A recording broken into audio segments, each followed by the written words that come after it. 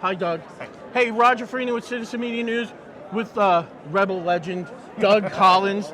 Hey, Doug, I am a fifth generation Republican. This is my grandmother's Republican membership card from 1932. I love it. I'm huge. Other than media, I'm a huge Republican activist. Yeah. One of the things we're looking at is this new FISA, the FISA law. Yes. Okay. I saw Bob Good last week. He was speaking about it. Talk about that and why should they make those changes? They've got to make the changes. The Intel version of this bill is not the best. As someone who's a ranking member of Judiciary, I dealt with this bill.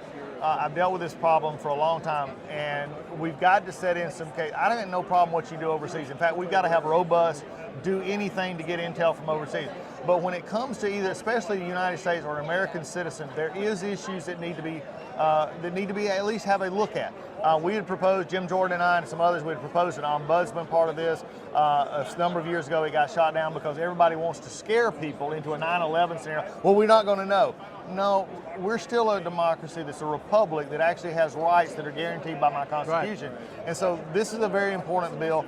Jim Sensenbrenner was a dear friend of mine before he left Congress. Jim wrote the Patriot Act. Jim in his final years would tell you this is not what this Patriot Act was designed for. This is not how it was actually supposed to be written. So people need to follow it. Look, we can have a balance and protect our citizens and protect the intel community, but when it comes to American citizens, there has to be at least something filtered going to that FISA court that says we've had for lack of a better term, an ombudsman or a defense person say, let me at least look at it from the side of the American citizen, not the terrorist. Or even, and I could even talk about American citizens overseas doing terrorist activity. You sort of let yourself go.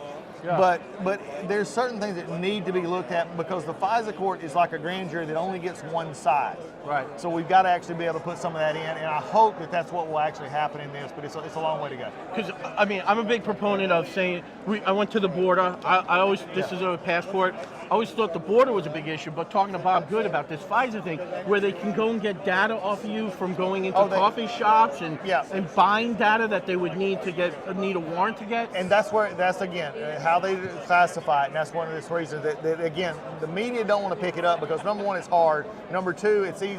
Because here's what they'll say. They try to lay it as this. If you don't do this, the country's in peril. Look, we got a lot of issues as well, but also we're in peril if we start losing our rights as well. Right. And I think that's where we're at. So I was on the school board, and there were 3 Republicans, 1 Democrat, and myself. And it was hard getting things done. You go, oh yeah. How do you work with 434 other people in Congress to get anything done? Well, I've been married for 35 years, been married 36 years. I wish I had gotten everything in life, but I don't. You find, again, we've got to determine from a perspective, what are the hills to die on? And not every hill is a hill to die on. No, there is not every hill. You cannot go to Congress and vote no on everything.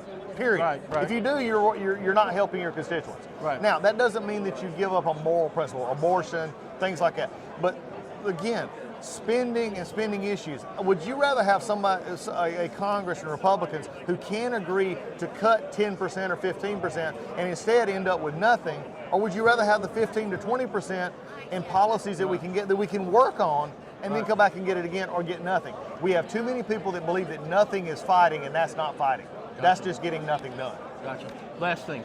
You, in the interview before, you mentioned about people running for the first time and shooting for Congress. Yeah. I live in North Carolina. We have one district that has 14 people, and a handful of them, why are you running for?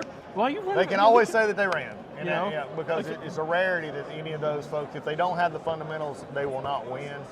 And look, I don't want to take anybody's dream away from them. Really. I get that. But at a certain point, everybody's right to run. Look, I may have wanted to play in the NFL, but I wasn't big enough. Okay, I'm sorry. I could do everything I want to do. It just wasn't going to happen. I wasn't going to play in the NBA either. So, you do what you can do. But if you're not have a financial backing, if you can't, and I'm going to use a rule of thumb. It's probably up now. If you're running a congressional race and you can't raise $150,000 from 100 people overnight, you're not going to win. Gotcha. You're not, okay? Because you don't have the ability to get the resources you need. And that may sound harsh to you, so it's not about money. Yeah, it is. It is. Okay, I'm sorry, it is. And just being a grassroots is not going to do it.